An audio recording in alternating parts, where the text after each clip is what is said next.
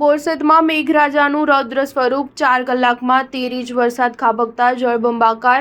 સૌરાષ્ટ્ર અને કચ્છમાં સાર્વત્રિક વરસાદ વરસ્યા બાદ હવે મેઘરાજાએ આણંદના બોરસદમાં ધડબડાટી બોલાવી છે। ગુજરાતમાં આજે મોટાભાગના જિલ્લામાં હવામાન વિભાગે વરસાદની આગાહી કરી હતી, ત્યારે બોરસદમાં મુશળધાર 4 કલાકમાં 13 ઇંચ જેટલો વરસાદ ખાબકી જતા જળબંબાકારની સ્થિતિ સર્જાઈ છે। નીચાણવાળા વિસ્તારોમાં વરસાદી પાણી ફરી વળતા રસ્તાઓ જાણે કે નદીમાં પરિવર્તિત થઈ ગયા હોય તેવું લાગી રહ્યું છે। અગાઉ સૌરાષ્ટ્રના પોરબંદર, દ્વારકા, જામનગર અને ત્યારબાદ કચ્છના ભુજ, નખત્રાણા, અબડાસા સહિતના વિસ્તારોમાં અતિ ભારે વરસાદ વરસ્યો હતો, ત્યારે હવે ઉત્તર ગુજરાતમાં મેઘરાજાનું રૌદ્ર સ્વરૂપ જોવા મળ્યું છે।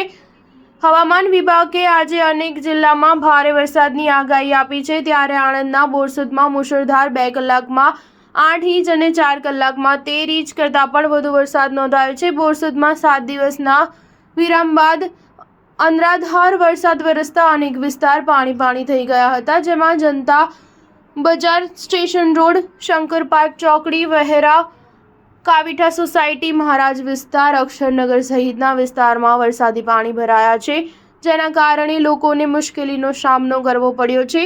બોરસદ તાલુકામાં પડેલા ભારે વરસાદને પગલે નીચાણવાળા વિસ્તારમાં પાણી ભરાયા હતા, જેના કારણે અનેક લોકો ફસાયા હતા।